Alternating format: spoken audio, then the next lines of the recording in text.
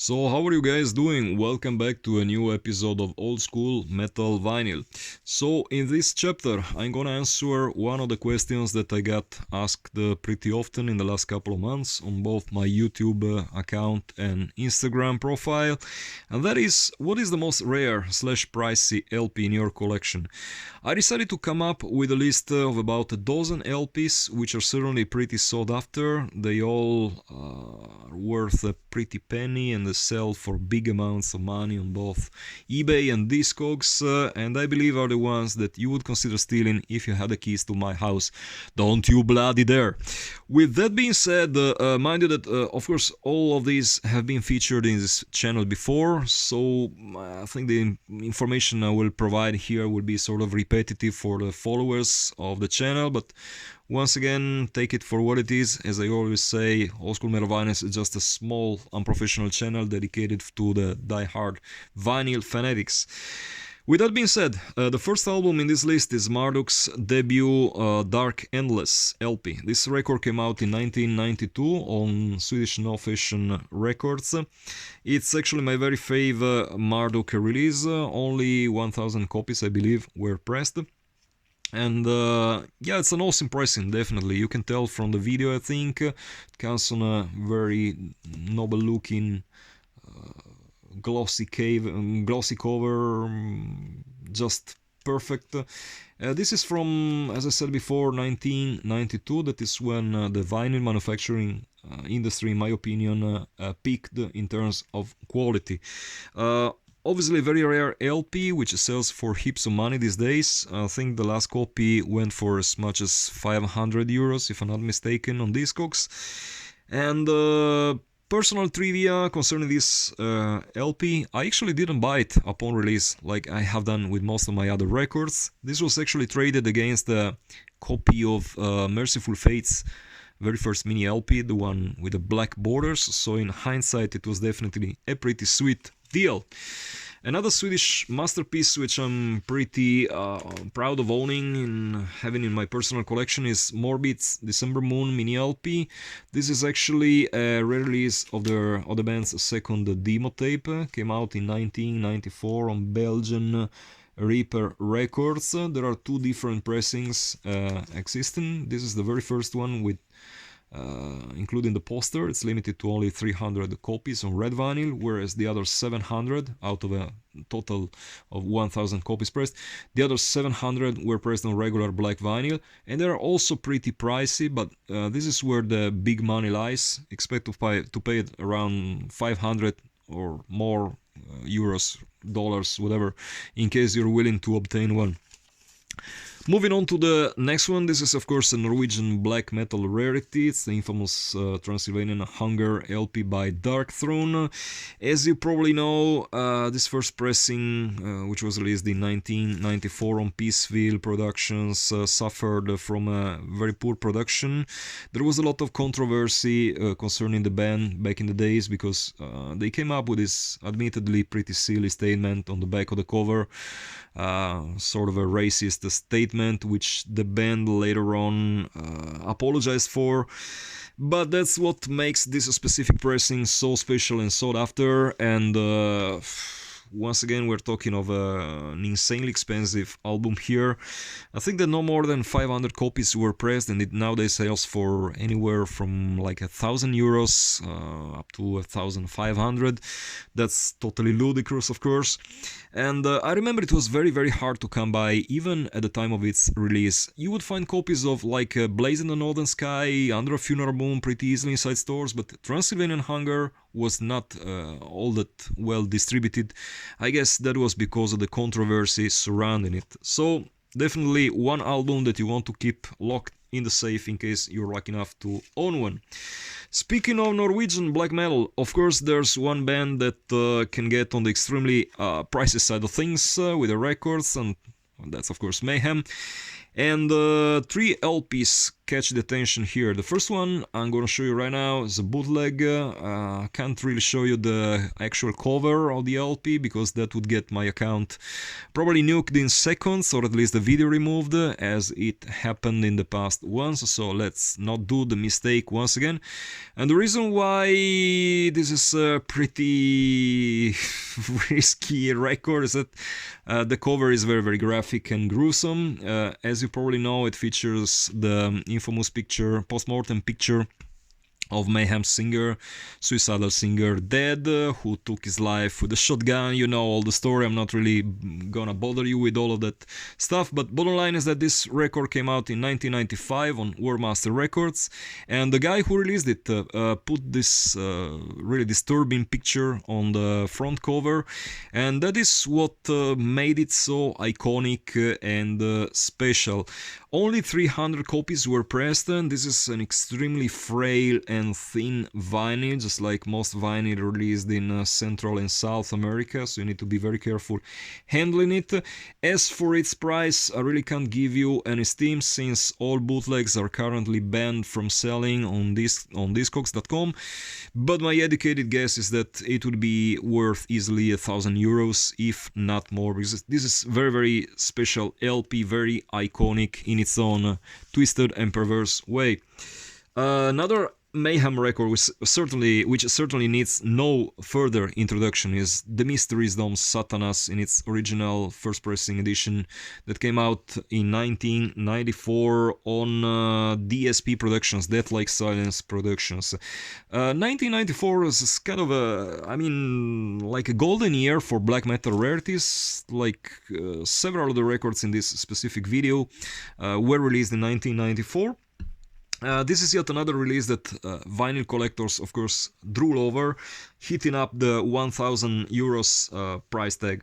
Of course, it's definitely another iconic album in the history of the genre, perhaps even the single most influential black metal LP of all time, so I do see why people want it badly. The thing with this specific pressing is that to this day this is still the best sounding vinyl edition around, in my personal opinion. I compared it to the later pressings and they all sound different to some extent. Some are, I don't know, a little bit flat, some others a bit too high on the lower end frequencies, whatever.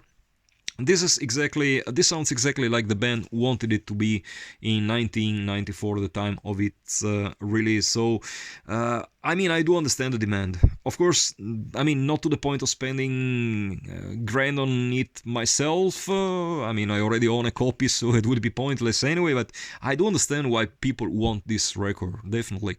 The thing with this specific copy, but I've seen a lot of copies having the same problem, is they come with this, I don't know if you can tell from the camera angle, they have this slightly annoying ring wear.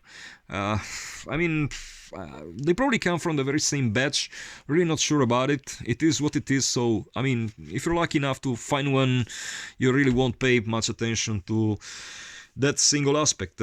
And of course then we have the original 1987 Poser Corps pressing of their Death Crush mini LP. This is yet another legendary album because, as we know, it basically started the whole black metal, Scandinavian black metal thing. Definitely one of the most, if not the single most iconic release in this specific subgenre.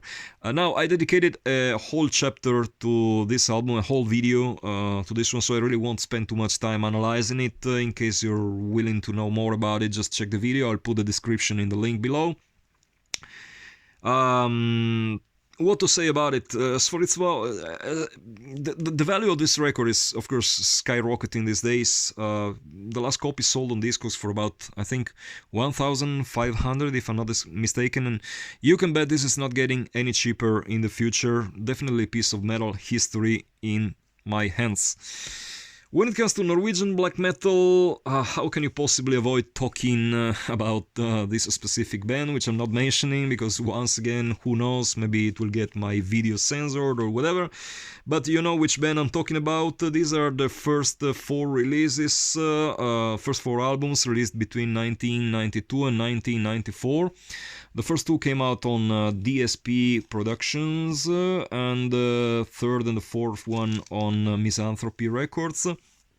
hellishly rare, definitely. Especially the self-titled LP that you're now seeing in my hands is something that, wow, sells for heaps of money.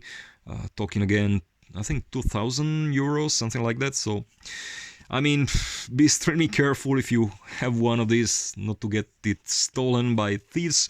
And also be extremely careful that there is if you're looking for one, there is a Greek counterfeit on the market, which looks 99% close to the original. And of course, the last thing on earth you want as a vinyl collector is to pay a fortune on a cheap as reissue. This is again the very first pressing. It comes with the Count's address on the back cover. Later editions only included the Death Like Silence production address. Definitely bloody rare, just like the Aske mini LP. Also another album that sells for the price of gold these days. The third album also pretty expensive, definitely, especially if it contains the poster. This copy was bought upon release back in 1994. Again, 1994, yes. And most of the copies I've seen over the years, they do not include the poster, but this one does. So once again, a pretty rare item. And the fourth album, released on Misanthropy Records, also bloody rare, especially if it includes the newsletter which originally came inside of it. I mean, the reason why most of these records are so insanely expensive is that they are classics of the genre. Nobody can question that. But also, I think that the quality of it is what really justifies the price. I mean, they're very, very, very professional looking. You can tell it from the pictures you see online. I hope from this video. They all come with this really, really glossy, really, really noble looking glossy cover artworks. Definitely very professional. So, I mean, all the re-releases that I've seen around in the last couple of decades, especially the ones that the terrible label Back on Black Records put out, they were very, very cheap. And I mean, in a way, I do understand why people with a deep wallet want to own an original, and this is even more true when it comes to the first two Satyricon LPs, namely Shadow Throne and Dark Medieval Times. As a matter of fact, Dark Medieval Times may as well be the single most rare and expensive LP, at least black metal LP on the market. Yet again, another record that came out in 1994 on Moonfog Productions. It was limited to, I think, no more than 500 copies, and mind you, this LP was literally impossible to find even at the time of its release, mainly due to its poor distribution. I think low run was also a key factor, since the limitation was very, very low. It was the first release from both the band and the label. Of course, they were a very small band that few people had heard of back in the day, and they later on became one of the leading metal forces worldwide. So of course the demand for the LP got exponentially bigger, and actually you had no other chance to listen to the LP until 2021. That's when Napalm Records from Austria released both the first and the second Satyricon LP. But sadly enough for the die-hard collectors, the label and the band decided to update the artworks. So they went for this radically brand new layout, including brand new pictures. And while I do see why the band wanted to have a new artwork, I mean, you can tell this was pretty childish drawing in a way, but at the same time, I mean, we are all used to the old covers, so I do understand why the collectors, the die-hard fanatics, as I love to call them, were kind of disappointed with the re-releases. So, bottom line, if you want to own the LP the way it was released back in the day, your only chance at the moment is to buy one if you can afford one.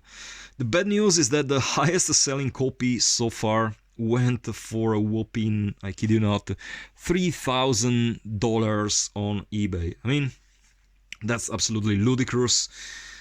in my humble opinion, I wonder how much this LP will be worth in, I don't know, give it 10 years or so. That's one of the reasons why I haven't sold it yet. Is I would like to see how more expensive it can get over the years. I mean, I also like this album so much, I'm really in no hurry to sell it whatsoever. I will keep it in my collection until the right chance comes.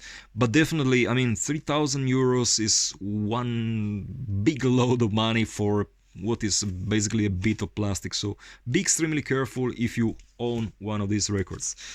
And the very last LP I'm gonna show you today is another holy grail of black metal collecting that hundreds of thousands of fans worldwide want to own.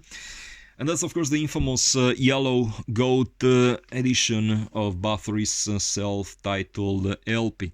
You probably know the history behind this record. It's framed under a cover. I'm not taking it out, but that's not important right now. This LP, as I said before, is like 38 years old this year.